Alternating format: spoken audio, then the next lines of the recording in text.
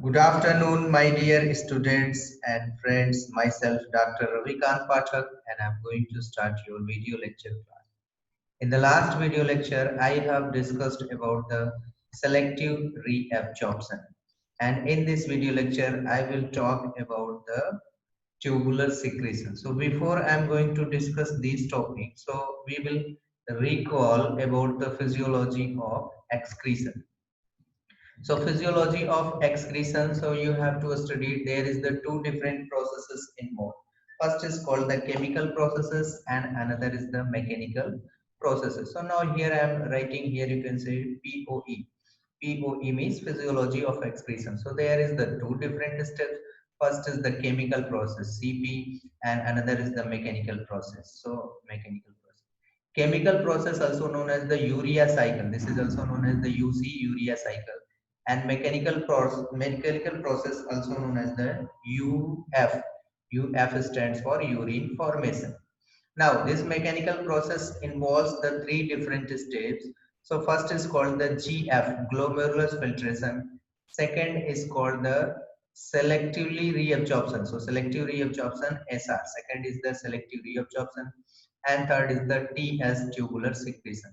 So today I am going to discuss about the tubular secretion, which is the steps of the urine formation. This is the last steps of the urine formation. So this is the overview of the physiology of excretion, and simply you can say, so it is the last portion of this topic, tubular secretion in nephron. So now we are going to start here you can see. So in PCT, because we have to study glomerular filtration region, so there is the filtrate form and filtrate, it will reach into the proximal convoluted tubules region. So what will happen about the secretion in the proximal convoluted tubule region, you can see here. So creatinine, hippuric acid and foreign substances such as the pigments, drugs are actively secreted into the filtrate in the PCT from the interstitial fluid. It means it is saying that from interstitial fluid it will secrete inside the proximal convoluted tubules region, and these substances basically creatinine, hippuric acid and some pigments as well as drugs, these are secreted into the PCT, as well as hydrogen ions and ammonia are also secreted into the proximal convoluted tubules region. Now we will see DCT. DCT I had already discussed in the previous classes about the DCT. So DCT is the reason where we can use the term urine, but when we will use after the secretion, after the tubular secretion completed, so after that we can use the term urine. And in the DCT region, so there is the three things, three to four things, but basically three things: hydrogen and ammonium and as well as potassium ion. Have hydrogen and ammonium ion and potassium ion, these are secreted into the DCT region, and bicarbonate and they also secreted. And after that, what is the role of PCT and DCT secretion? These substances what usually play the role. So here you can say, so removal of hydrogen and ammonium ion from the blood into the PCT and DCT helps to maintain the pH of the blood between 6 to 8. So that means they involves in the maintenance of the blood pH. And urea enters the filtrate by diffusion in the thin region of the ascending limb loop of Henle. So simply it means urea, if you have to know, I will also discuss in the figure so then you can understand. But little bit I am going to explain with the help of figure. So here I am drawing the figure, then you can see. So this is the loop of Henle. Suppose that this is the loop of Henle, and this is the CD. CD means collecting depth. So CD, in the region of the CD or last portion of the CD, they release the urea as well as water. So they release the urea as well as water. So these urea this urea, you can say, this urea further enter into the thin ascending limb loop of LA. This urea further enters into the thin ascending limb loop of LA via the process of diffusion. So that have given. Urea enters the filtrate by diffusion in the thin region of the ascending limb loop of LA. Okay. So now if you are not understanding, so we will see next in the figure. So in the figure you can easily understand. Now this figure, it is the very beautiful figure and which is explaining everything about the secretion, reabsorption as well as glomerular filtration. And this figure is the wonderful. So you can say they are explaining everything about the mechanical process of the urine formation, mechanical process or urine formation. So now this is the region, and you can see here they have the different region. First is the glomerulus region, and they have the arteriole. So this is the afferent arteriole, which brings the blood and open inside the Bowman capsule through the different network of the blood vessels, which forms the glomerulus region. And this glomerulus region where the filtrate pass into the in form of nephric filtrate. And these filter composition, these nephric filtrate composition, here you can see they have the water, sodium chloride, bicarbonate, and hydrogen, and urea, glucose, amino acid, and some drugs which is present inside the nephric filtrate. And these nephric filtrate, they have the 300 millimole osmolarity.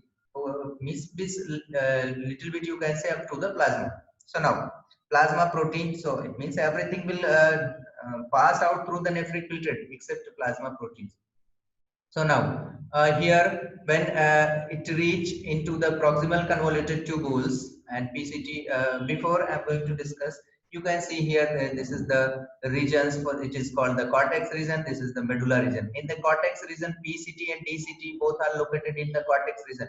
But loop of Henle, this is located in the medulla region as well as collecting duct. So these two are located in the medulla region, and those two PCT and DCT both are located in the cortex region. So this is the basic things. Now here when this urine pass into the proximal convoluted tubules, and I had already discussed the proximal convoluted tubules, there is the maximum reabsorption takes place. So here 80 to 90% reabsorption takes place. And these proximal convoluted tubules, they also secretes. If you'll see the blue color represents the secretion. Blue color represents the secretion and pink color represents the reabsorption. So if you'll see every substances, so here pink color means sodium chloride bicarbonate ion, and here sodium chloride bicarbonate ion means in the PCT region. So there is the some drugs and poisonous pigments and poisons, and some of these things also secreted inside the proximal convoluted tubules. After secretion completed in the, I had already discussed, so hydrogen bicarbonate ion and hydrogen ion, they are also secreted inside the proximal convoluted tubule. After secretion completed, so it will pass through the descending limb loop of Henle, and this descending limb loop of Henle is always thin in compared to ascending limb loop of Henle. If you see, ascending limb loop of Henle is the thick and descending limb loop of Henle is the thin. This is the first.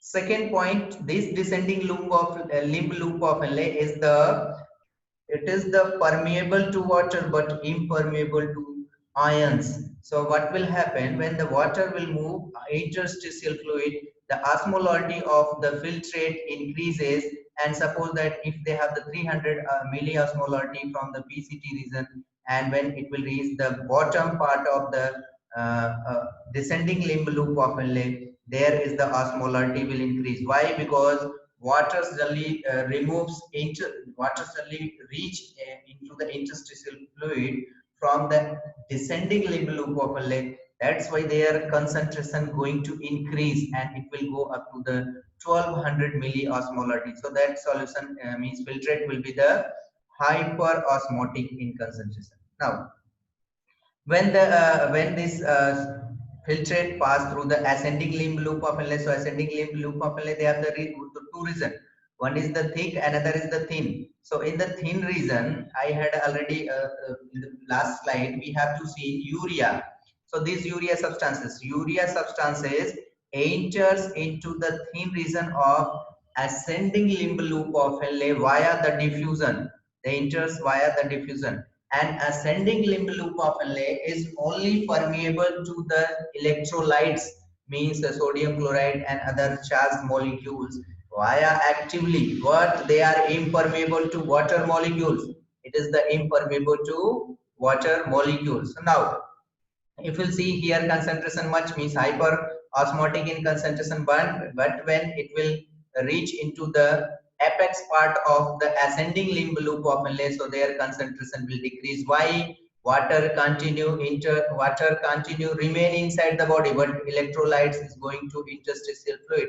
Substances arrives into the DCT, distal convoluted tubule. So I had already discussed. So DCT, there is the also secretion of the three components HAP, hydrogen ion, ammonium ion, as well as potassium ion. So these three substances secreted, bicarbonate also secreted.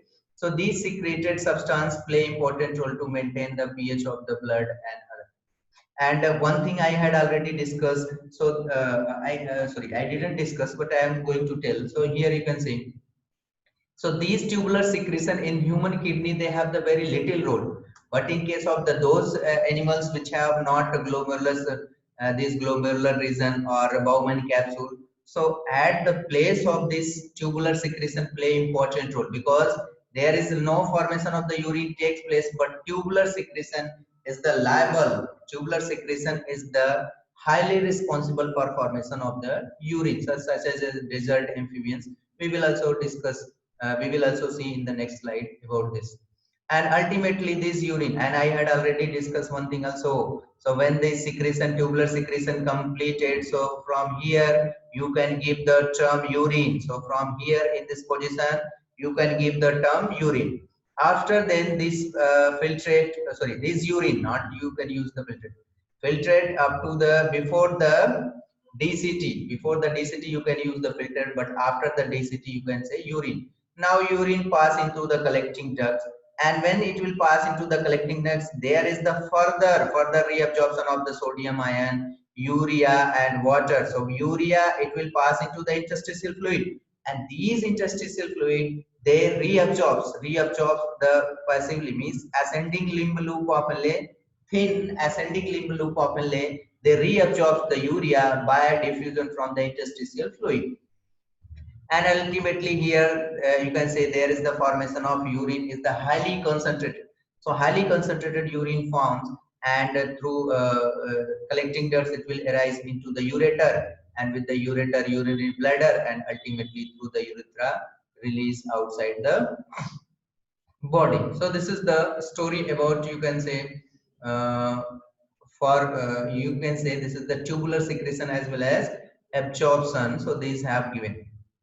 Now, one thing we will also see, there is the also one steps tubular secretion. So these things I had already discussed. Only you can say read the slide. So here they have given tubular secretion probably plays only a minor role in the function of human kidney. I had already discussed. But in animals such as the marine fish and desert amphibians, which lack the glomeruli and Bowman capsule, means there is the lack of glomerulus region and Bowman capsule. So these tubular secretion is the only mode of excretion, means this tubular secretion play very important role, because these involves in the formation of urine. This is the only mode of excretion. But in our body, it play very little important role in our human kidney. Means tubular secretion in our body, they have the very less important. When the blood pressure, what is saying, if it is saying that when the blood pressure fall, you know, afferent arteriole, they will bring the blood and open into the Bowman capsule region. So these Bowman capsule, there is the much blood pressure, and due to the much blood pressure, the glomerulus filtration form. So it is saying that when the blood pressure fall, ultimately what will happen? Filtration pressure also fall. And when the filtration pressure falls, so this filtration pressure drop below the certain level, and when the filtration pressure is the very less, so no filtration stops, and that time urine formed by the tubular secretion only. It is saying in our body, so sometimes what happens when the blood pressure is the very less, less, so filtration pressure also less. When the filtration pressure also less, so what will happen? No filtrate will form, and no filtrate will form, so that time urine formed only by the secretion mole. So this is the very important point. So this is the very important for the NEET point of the NEET exam. So however, some substances, there are some substances, wait 1 second. Okay, so there are some substances which increases the volume of urine to be excreted. These substances are called the diuretic. Means you have to know very well some substances if you are taking the much quantity tea, coffee, alcohol. So people suddenly go much micturition. Micturition means removal of the urine. So there is the much means most of the time you will go for the toilet or washroom, because these substances is called the diuretic substances. Why? Because they have tendency. So because they have tendency to increase, the micturition process. They have tendency to increase the micturition process. So diuretic substance, you can say coffee, tea, alcohol, which enhance the activity of urination or micturition. Clear? Now, this is the figure which also explaining detail of the urine formation. So first steps here you can say they have given about the glomerulus region, and there is the formation of the glomerulus filtrate. So filter small some solids from the blood. So these have given. So from here they have the blood vessels, different afferent arteriole will come, and here the formation of these substances takes place. So here you can say nephric filtrate forms, and these nephric filtrate through the PCT. So second steps, proximal convoluted tubules reabsorbs ions, water and nutrients, remove the toxins and adjusts filtrate pH. It means you can say there is the secretion, tubular secretion takes place.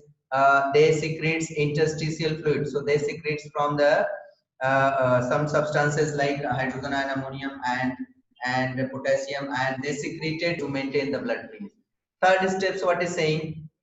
This is the descending limb loop of Henle. This is the descending limb loop of Henle. They have the aquaporine. Aquaporine is the nothing. This is the ion channel, and we have to already studied the different transport method.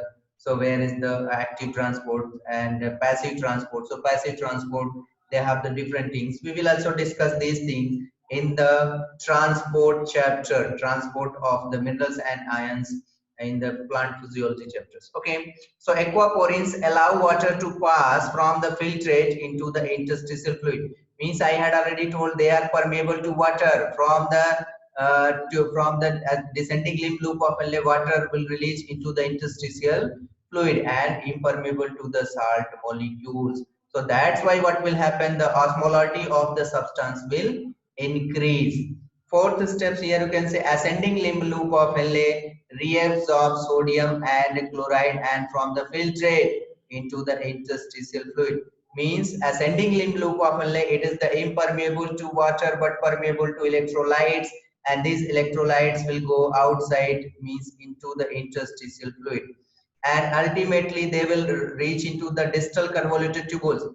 DCT selectively secretes and absorbs the different ions to maintain the blood pH and electrolyte balance.